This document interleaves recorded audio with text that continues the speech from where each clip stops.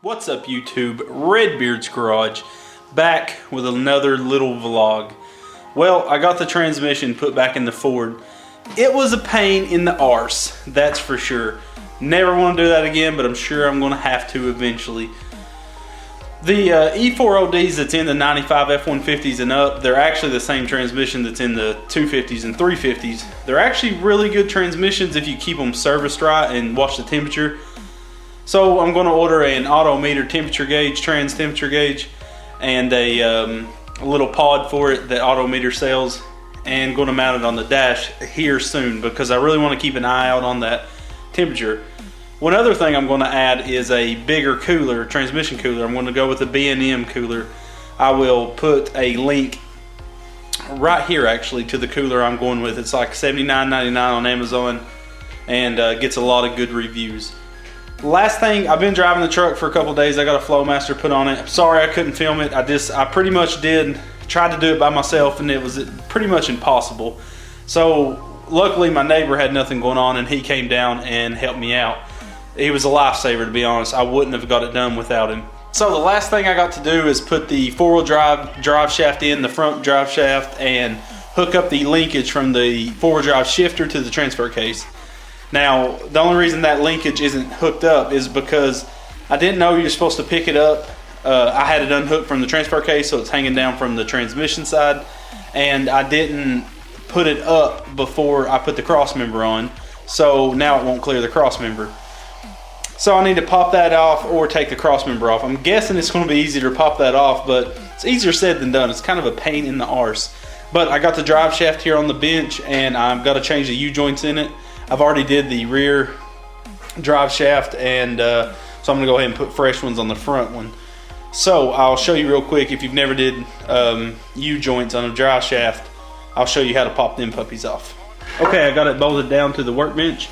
I always use a small set of pliers, kind of like this, on these clips. I'm not sure what these clips are called, but if you grab them like so, and this has a lot of dirt and junk packed in it, so it takes a minute to get them out.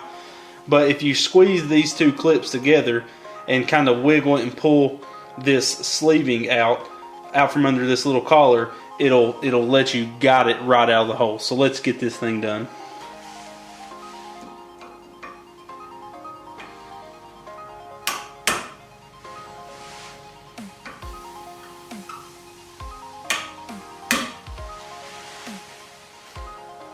And voila, got the clip out. Next, after you get the opposite side clip out, you're going to want to hammer right here on this end cap of the U-joint, and it should pop down, and you can kind of tilt it this way and pull it right out. Also going to have a lot of go-kart projects coming up. I just ordered the torque converter, sprocket, the sprocket mount. I need to see what size tires is on the next go-kart I'm building to, you know, calculate what tooth of a sprocket I'm going to go with. And I got to go up to Harbor Freight and pick up a Hemi motor, a 6.5 horse Predator Hemi motor with the cast valve cover. Also ordered a exhaust kit, cold air intake and jet kit for the Predator, 18-pound valve springs, 2 racing harnesses with the standard 4-point racing harnesses with the standard seatbelt buckle, because this is my daughter's go-kart that I'm building. I know I've built the one-seater for you that you haven't even seen. I'll do a good video on it because it's going up for sale. Basically her friends are too scared to drive it, so I'm building her an awesome one-seater that has full suspension on it. Now, one thing that I'm going to have to do is put new coil springs on the back. One of them is missing. One of the shocks is missing the coil spring on it, so I'm going to put a used set that I have that's chrome. Really don't want to put chrome on it, but I got them and I can throw them on it and let her ride it for now. And then I'm going to go with a little bit bigger one with the extra reservoir, so she'll get a little bit better shock ride out of the go-kart. And also going to eventually put a key start on it, but right now is basically get it running, get it super fast and fun, put her some seat belts in it, and get them. I'm going to buy 2 helmets, so her friend will have a helmet and she will have a helmet as well. So look forward to a lot of go-kart videos coming up. And also the mower that I had that I just showed on my most recent video, just traded it off actually and got an amazing deal. I traded it for this right here. Okay, this is an Ingersoll and Rand industrial generator. This is a 5,000 watt with a Honda 9 horse. This thing has only 10 hours on it. I know the top looks a little bit rough, but it's actually just dust from where it's been in the garage. These people bought this generator because they bought a big nice camper and paid, if you can believe it, $3,500 for this 5,000 watt generator.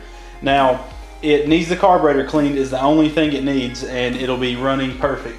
Here's the electrical panel on it. As you can see, it has 4 120 outlets and 2 220 plugs. Was a heck of a trade, that's for sure. Now the guy actually traded me straight up, and I hadn't even got the mower running yet. I hadn't had time at the time that he came and looked at it.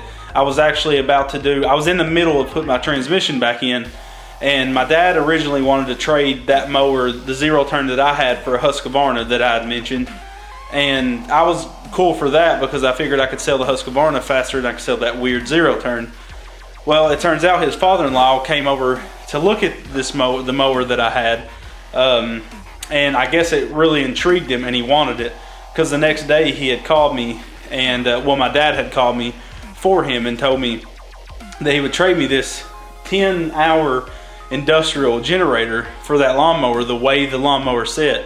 Now, I paid $100 for the lawnmower, and I bought 2 quarts of oil, an oil filter, spark plug, and air filter, and I believe that's it. That is all. So I might have had $140 in the whole thing, and I've already got this guaranteed to sell in a few days for $500, but they go for like $2,000. I found one with 66 hours on a equipment rental company's website, and they had it with 66 hours, same exact generator, for $2,000. That don't mean it's going to sell, but that's what they had it priced for. So I think I got a heck of a deal. I don't think I can get $1,500 or $2,000 out of the generator. I really don't. Tomorrow I'm going to call a few equipment rental places and a few places around here to see what they would offer me on the generator. And I'm also going to call a few pawn shops, or maybe load it up and take it down to a few pawn shops, just because you never know. If I can get a couple hundred more out of it, I'm definitely going to. But so that funded another go-kart build, so that's sweet. And I also picked up 2 more go-karts that I'll be showing you here very soon, hopefully tomorrow. Today I wall-mounted a TV, which turned out great. Here's a picture of the TV. Now, if you look in the bottom right corner, you will see one wire, and that wire is actually going to the DVD player. The customer did not want me running it through the wall. I mounted the satellite box on back of the TV, and it bugs me to leave that one wire, but I do what the customer wants me to do.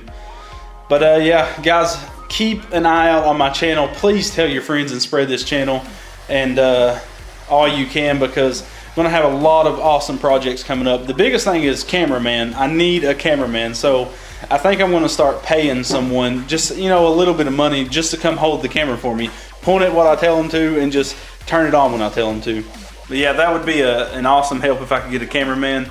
So hopefully we can work that out, because we'll start getting way better videos out. My wife's busy with the kids, and her weekends are her weekends too, so she can't really help me much. And I'd really rather it be a friend, so my wife can go off and do her stuff and not have to be bothered with my video junk.